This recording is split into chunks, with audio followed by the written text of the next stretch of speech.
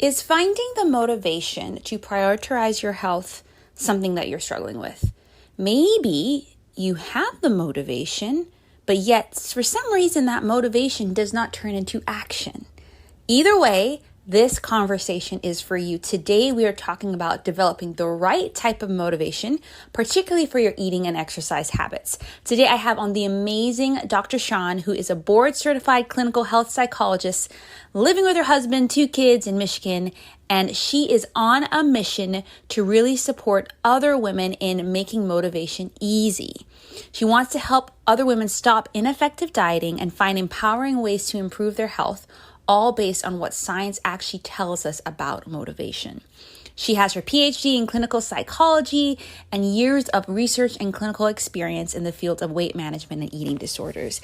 I love Dr. Shawn. I was on her podcast, Motivation Made Easy, and she just has a really great perspective and insight and experience in really helping women figure out what the right type of motivation is to really drive them in a way that is sustainable, intrinsic, and really aligns with them and their values. So that's what we're talking about in today's conversation. So make sure you listen in, grab all of her resources, follow her, listen to her podcast, and really get support around motivation. And if you are looking for more support in really around the mindset piece of taking care of yourself, really looking at what you think about food, your body, exercise, emotions, diets, the scale, then I have the perfect offer for you. I am doing my free Food Freedom Challenge from September 13th to 19th live. It's basically my most popular Food Freedom Journal freebie made into a challenge with a lot of, with a worksheet, with live Q&As and just a Facebook group and a space to really unpack this stuff together. It is one of my most popular challenges. So you're going to want to make sure you join us live if you can. And even if you can't, still download the Food Freedom Journal, the freebie. I'll make sure to link it in here. So join us September 13th to 19th to really get that really dive deep into that mindset piece of what may be holding you back around reaching and actually acting towards your health goals. Okay. Go to madewell345.com/food freedom challenge or check out the show notes. And I can't wait to see you there. All right. Enjoy the episode.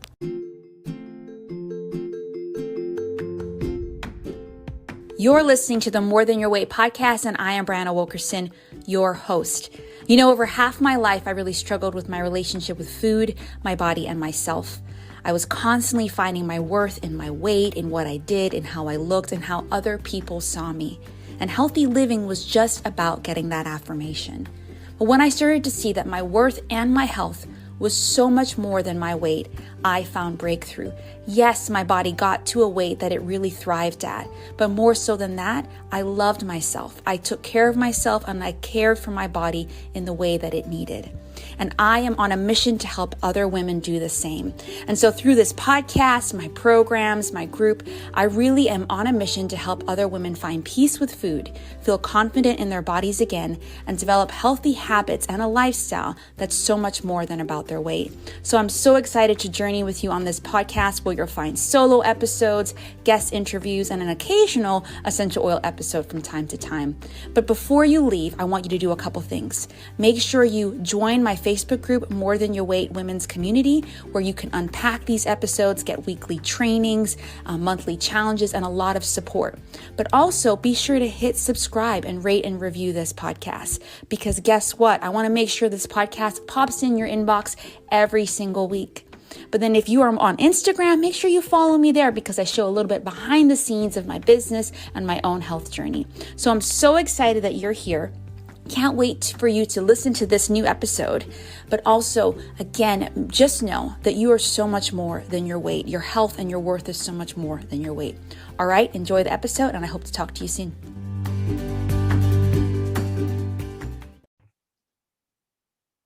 Hey everyone, welcome back to the podcast. I'm so excited to have Shawn Hondorp on with us today to chat more about motivation because, I mean, you know this, Dr. Shawn. It's just like, this is something that I think so many of us, when it comes to our health or habits, we're just we can get stuck on. We're like, oh, I don't have the motivation. I don't have the motivation. But I love the work that you do, particularly on your podcast, Motivation Made Easy. That's what it is, right? I want to make sure I'm saying it. I want to make sure I'm saying it right.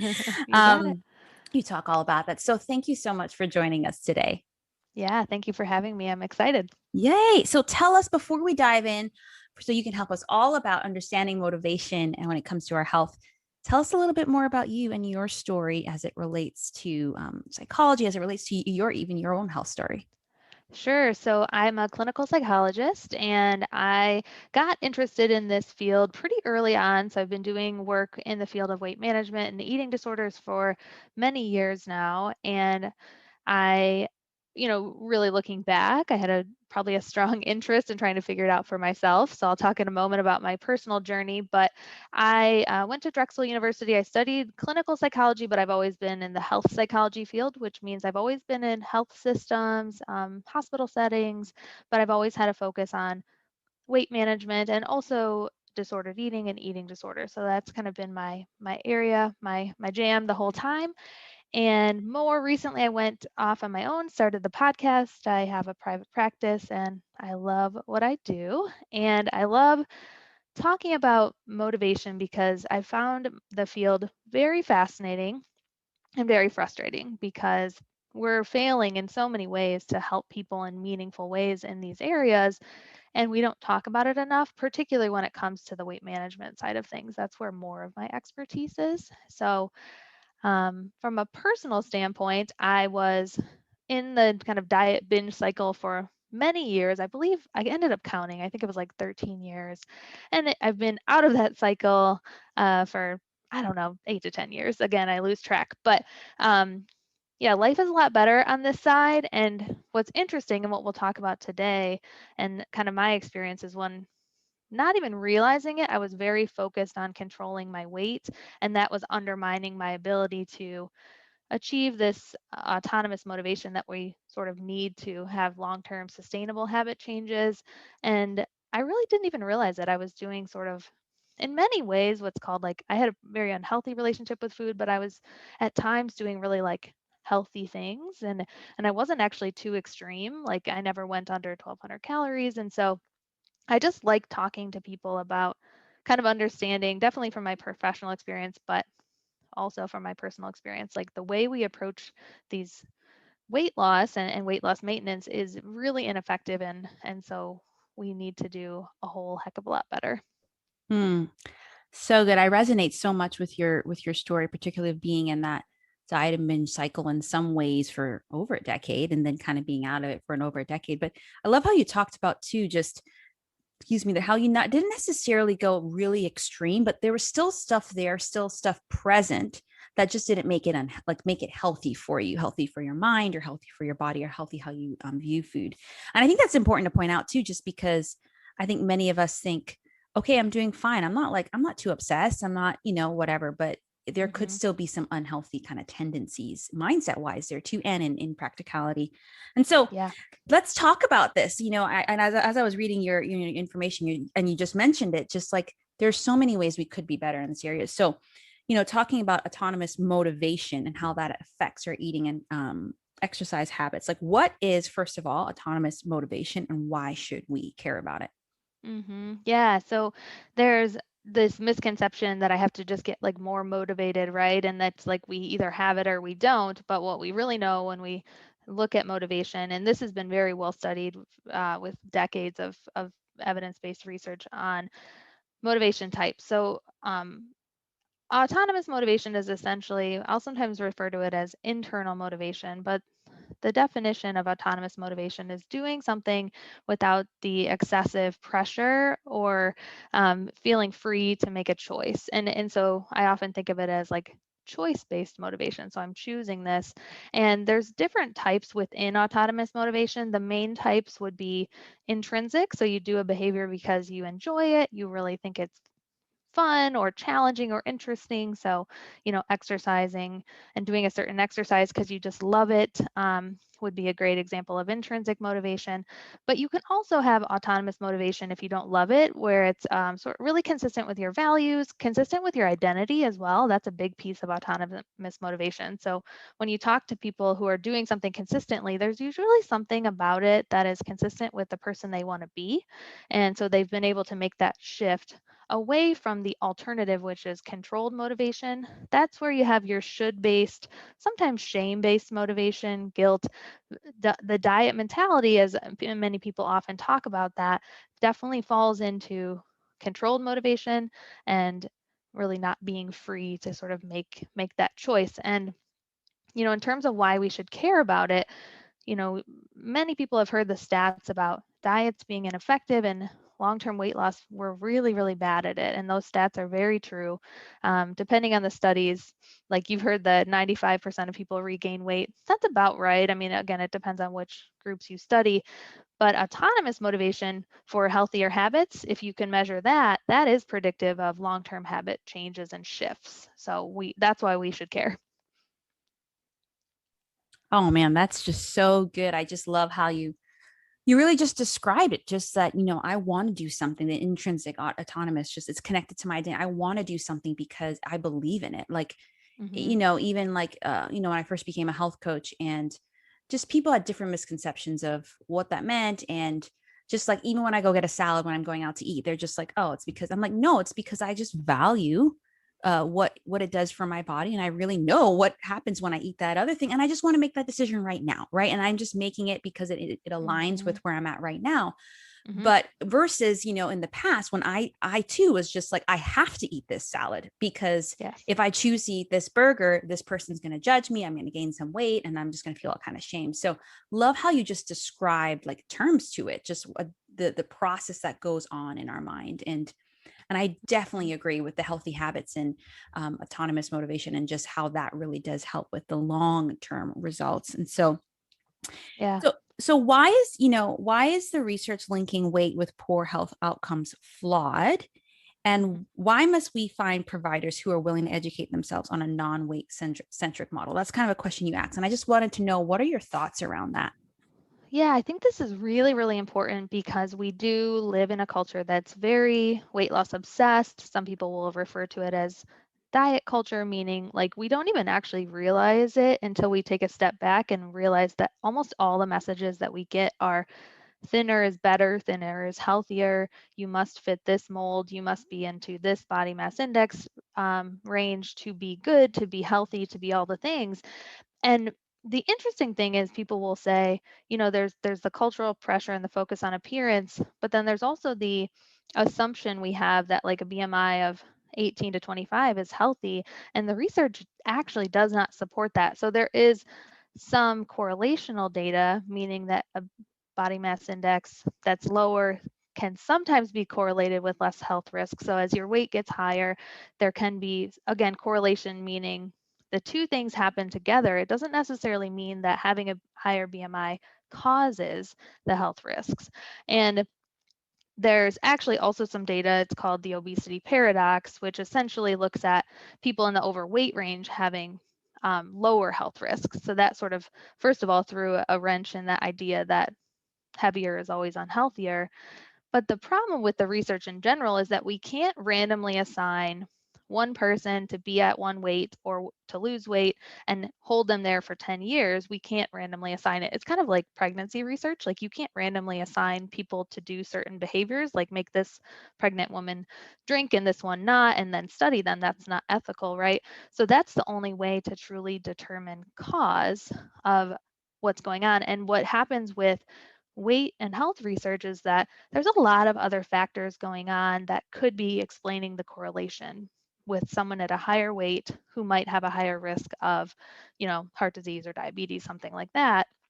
Some of the main ones that might be, and have sometimes been shown to be associated with those health risks are health habits. So one study I cite a lot has measures people's health habits. And so if people are engaging in four healthy habits, not smoking, not drinking to excess, generally eating a balanced diet and regularly exercising, their risk of death is the exact same regardless of their normal weight, overweight, and obese category. So that's one example. But there's actually a lot of examples, and I would venture to guess, and there's good data to suggest this, that the weight bias and weight stigma and body shame is also very highly correlated with why we see greater risks. And that's why it's really important to kind of unpack the impact of this pressure to look a certain way, because we're kind of like breathing it all the time and we don't even realize it.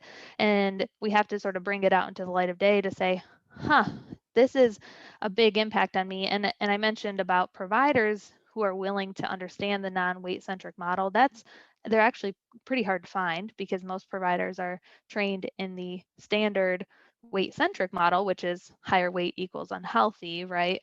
So the this to really achieve autonomous motivation, we have to sort of understand the pressures that we're getting.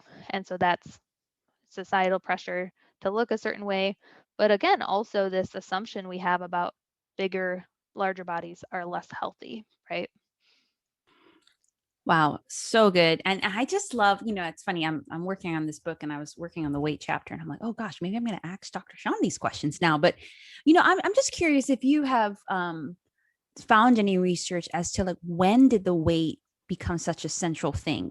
Obviously you're saying the providers, they've learned this, like, higher weight means more risk. Like, when did that happen and why? Has it always been that way, or did that happen like recently and that's why we've started to see more of like these diets focused on weight? I'm just curious if you know. Yeah, that's such a good question. So I just started reading, oh gosh, I have the worst memory. It's by Sabrina Strings, and it's Racial Origins of Fat Phobia is the subtitle, but I'm Mm. forgetting the actual. So, I've just started it, but basically, there's been a long history of, um, it sounds like from what I'm learning, typically, often white men sort of determining what's like good and Hmm. bad about bodies. Hmm. And, there are times when larger bodies have been more acceptable, but definitely in the US for many years now, they've had this like stronger focus on smaller bodies. But I am still myself starting to unpack and learn about that. So I'm not 100% sure like when, but I think there's not a good history there. I know that, Yeah. right? And so uh, I really am. I'm going to figure out this. I'm going to look her up right now because I don't want to. I'm listening to the audiobook right now Oh and yeah, yeah, yeah. I'm not done yet. So Mm. that's part of the reason I'm not 100% sure. Like where, I think that you have to think about the main players that have a lot at Hmm. stake here. The weight loss industry is really going to do well with repeat customers. So I think there's been this like strong model that this keeps people continuing to look for ineffective products, and then they blame themselves when it doesn't work. And so that, I think, at least that's maintained it. But in terms of where exactly it came from, I'm still learning. Yeah, no, I mean, yeah, I was just curious, but even as you were saying, like there's so many other factors that maybe it wasn't like a one time we're suddenly going to make weight the central thing as much as it's like what you're saying, it kind of like slowly like made itself into weight what it is. And the weight loss Hmm. industry has a role to play. And so, just Yeah. all these, even people just don't understand how all this is so connected, where like certain big companies are backed by certain other companies to make sure that they're pushing their product when they know that this is not a healthy product, right? And Hmm. so even those who are supposed to be looking out for us are pushing these products, right, for money's sake. And so just Yep. I think that's the importance of what you're saying, is to educate ourselves and be willing to do the deeper work of finding people who are aligned and who are going to really support you. And if you want to like no longer focus on weight, you want to focus on health, you need to find a coach, you need to find doctors, providers who also align with that. And that's going to be harder to do, but Hmm. we need to do it, and rather than we're just constantly butting heads with people over that. Yeah, absolutely. And I think I'd like to be optimistic and say that it's getting a little bit Mm-hmm. easier, Mm-hmm. but I'm not sure. I hope Yeah. so. Yeah. And certainly that's what we're trying to do on the podcast, is just having these conversations. Even in a couple weeks, I'm speaking with a physician who she didn't know any, not that she didn't know any of this. She certainly de-emphasizes the role of weight and health, but it was kind of news to her, but she was open to learning herself. And so I think that these are important conversations, and many physicians are open to learning, if you present it to them as well. Right. Yeah, completely. It's just like, a lot of the people know and listen know I'm also about essential oils, which is a very much a thing that a lot of people aren't necessarily like, especially, health, professional health and wellness people are like, what are these things? But that they're becoming more open to like there's natural remedies. It's not always just, so I think people are more open to this than ever before, like other ways of doing things. So Yeah. right. I think it's just time that we and be unafraid of like asking, maybe your current Hmm. provider is actually open, but you don't know unless you ask. Yeah, exactly. I have a lot of people who are like constantly afraid to go to the doctor Mm-hmm. because they have experienced weight bias and stigma or pressure to lose weight in an unhelpful way, and but that sometimes that becomes an assumption that they make, and then they don't go to a doctor or provider who would be very supportive, right? So Right. we do have to sometimes be vulnerable to give them a chance, which is easier said than done. It's a vulnerable thing, Yeah. but important for sure. So good. Well, if people are listening, like what can they do right now to one, maybe practical things to kind of break free from this weight centric model. But two, I think what you're saying is that when we start to develop this intrinsic, autonomous motivation, that can start to help us break free from that. So tell us a little bit about maybe one or two things, practical things people can do that are listening. Yeah, I think there's two main areas that I would focus on. The first is kind of along the lines of what we were already saying, is really to try to understand and unpack some of your own personal pressures that you're putting on yourself and just looking at where that's unhelpful. That it can be really helpful to seek out, resources that are more like less weight centric, right? So, Intuitive Eating is a good book. I know you and I chatted briefly when you were on my podcast about that. Health at Every Size, that type of messaging can be helpful just to like start to learn about some of the messages that we get and we just like assume are truth and start to challenge that in whatever way is useful to you. So I think that can be helpful because it's almost like we can't be fully free to have autonomous motivation until I think of it sometimes as like a string sort of like holding us down, and we don't always know that it's holding us down. So looking back, that was definitely the case for me, where I was like, why am I so out of control? Like, why do I keep binge eating? What's my deal? What's my problem? And then Intuitive Eating, that book was particularly useful to me to like really start to be like, oh, this is not right. The way we're thinking about this is like not helpful. So that's, I would say, one of the first things, right? To move away from that controlled external, you have to understand what's holding you back. And so I think that's really important. In terms of increasing the intrinsic motivation, some of it from a practical standpoint is, um, I guess, two things here too. One is, rooting yourself in your values and really saying like, why does this matter to me? Why do I want to make these changes? How do I really want to make these changes, first of all? Because I think sometimes we're just like, well, of course I do. I have to.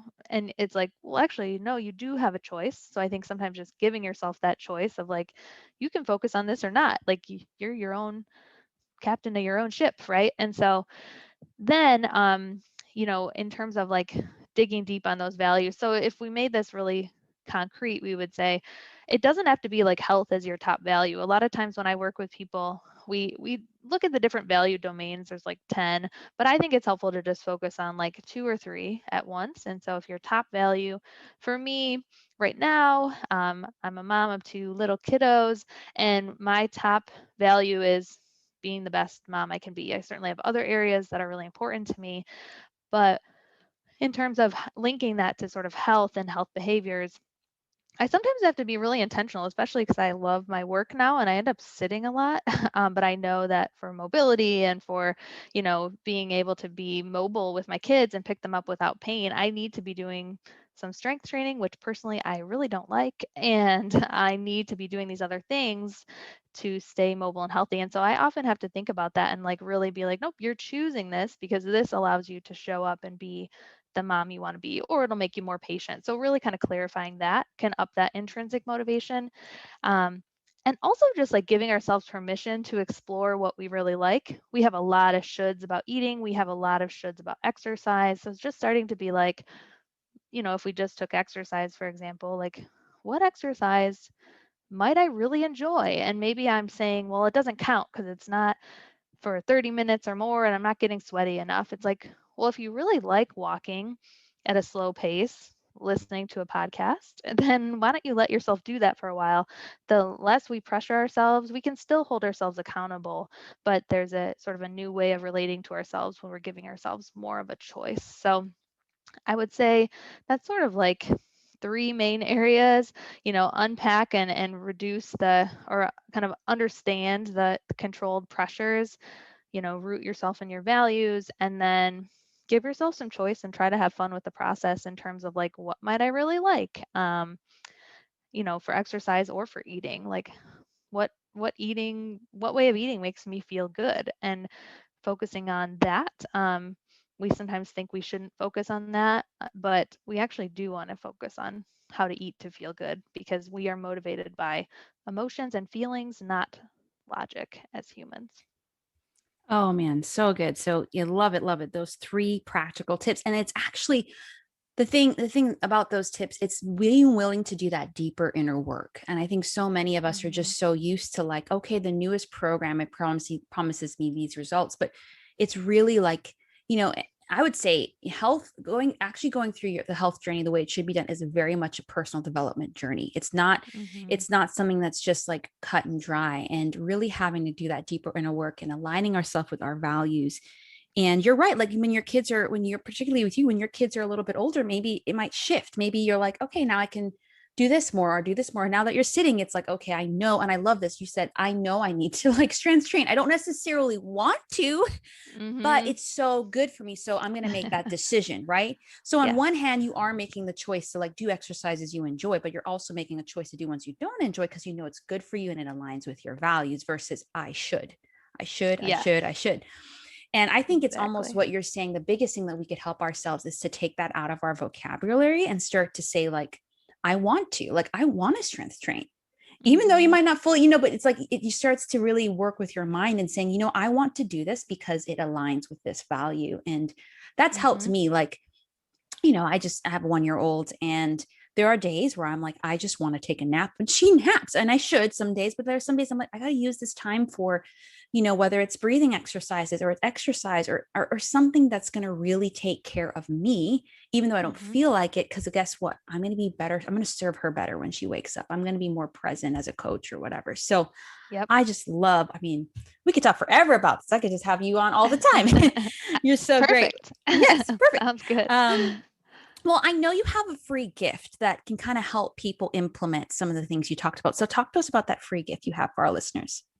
Yeah, I do, especially because a lot of people struggle with this idea of like, okay, autonomous motivation for exercise, like they might be able to sort of wrap their head around that a little bit more. But I recently polled my audience and it was reinforcing because they said, we want help with autonomous motivation for eating, Sean. That's where there's way more, layers to eating for many people. So this free little pep talk is what I call it, anti-diet pep talk. Is this walks people through the steps of the how, like, because you're like, okay, I'm not going to diet per se, or I'm not going to restrict, but like, what do I do, right? How do I relate to myself? And so this is just about 15-minute audio or so to listen to if you're struggling with kind of body image or like emotional eating and feeling sort of out of control, but you want to step back and find an alternative to this like restrictive diet mentality, right? So if you're saying, yeah, I want to make some changes from a choice based place and really kind of tune into what my body needs, then you can pop your earbuds in and listen to this audio. So you can find it at drhondorp.com/tune in. So DRHONDORP. I feel like I have to spell it because it's a weird name. Sometimes I wish I had my maiden name still. It's a little, although it wasn't actually that much better. But yeah, drhondorp.com/tune in. People can grab that if they'd like, because I do think the autonomous motivation for eating, understandably, is more individual, and it's also Hmm, not like clear cut, right? Like I can't tell right, you exactly what to eat for, right. and that would defeat the whole purpose. So that hopefully will help people guide through sort of some of the steps. Hmm, hmm. So good, so good. Yes, definitely check that out. Now, if people wanted to follow you, get in touch with you, listen to your podcast, tell us where people can find you on social media, where to find your podcast and everything.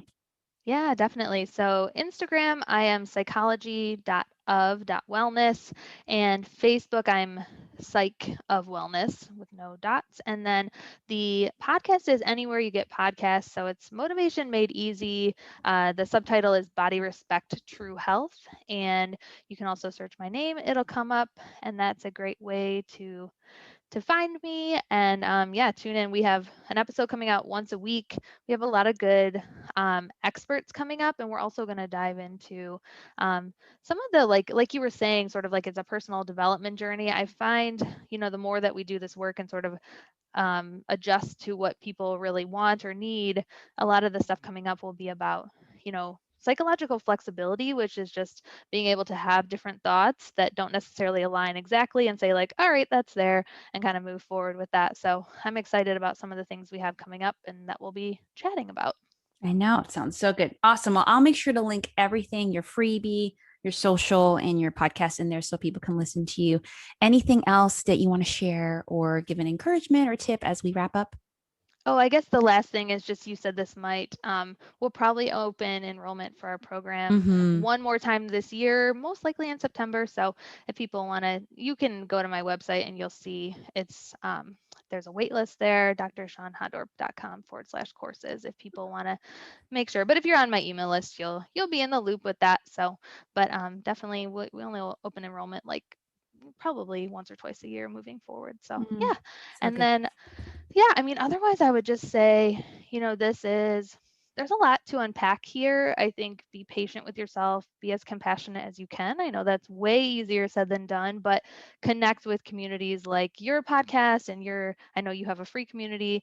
The more support and accountability we can have from a helpful place, not a diet mentality pressure place, that is how we find autonomous motivation. Like we don't just find it on our own usually.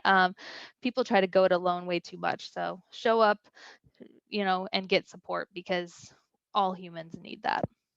Yes, love it, love it. I just think that's one of the key things, particularly as women, that we need to realize, and I'm recognizing more than ever as a mom now. We're not meant to live this life alone, whether you're a mom or not, whether you're single. We're just meant to be surrounded by each other for support. It doesn't mean we're weak. It actually means we're strong when we're willing to ask for help. And so, yeah, whether it is you can join my community, More Than Your Weight Women's community, follow us on Instagram, listen to our podcast, but then also check out Dr. Shawn's program, check out my programs, because I do think many of us need to take that next step in investing in ourselves and seeing ourselves as worth that as well. So wherever you're at, whatever you need, there's tons of resources out there. Pick one, pick two, and go from there. So thank you so much for joining us, Dr. Shawn. Thank you so much for having me. It's been super fun. Awesome. Thank you. Talk to you later on the next episode, guys. What a great conversation. I love Dr. Shawn. I love everything she talked about around autonomous motivation, really understanding and impacting unpacking your own personal pressures around motivation, really giving yourself permission to explore what taking care of yourself really looks like from your point of view, and really aligning and anchoring your motivations and your why in your own values. So great. The conversation was so great. So make sure you go and grab her anti-diet pep talk, follow her on Insta, listen to her podcast, listen to my episode on her podcast, and really get support around your motivation. But before you leave, do not leave without signing up for the Food Freedom Challenge. Now, I know that many times people sign up for these challenges and then they don't participate. This is not one I want you to do that. I really saw so many women have major breakthroughs in this challenge back in March when I ran it. So I want to bring it back and really help you develop the right mindset towards food, your body, diets, the scale, yourself, exercise, and even your emotional health, right? So if you have been struggling with your relationship in any of those areas and you want to really break through, this challenge is for you. So make sure you join us, sign up, do the prep work, and then join us in the Facebook group, the More Than Your Weight Women's community, because that's going to be the place where all the magic happens. And just so you know that when you sign up and participate, you have the chance of winning a 60-minute food freedom session with me. So make sure you join. All right, go to madewell345.com/food freedom challenge. Join us. And again, if you're somehow listening to this later, I do still have the Food Freedom Journal, which is an evergreen freebie that you can grab at any time. But you're going to want to join for the 7 weeks if you can, because that's where you're going to get a lot of support. All right, not 7 weeks, 7 days. All right, I'll talk to you later and see you in the next episode.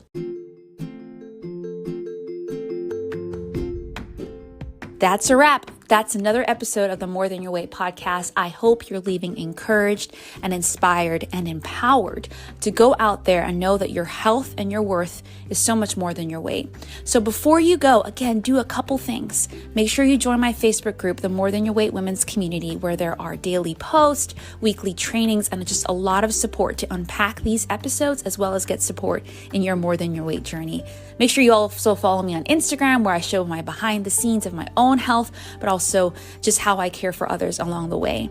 And then make sure you subscribe and rate and review this podcast, because more women will see that, but also you'll get new episodes every single week. All right, I'll see you on the next episode and can't wait to support you more.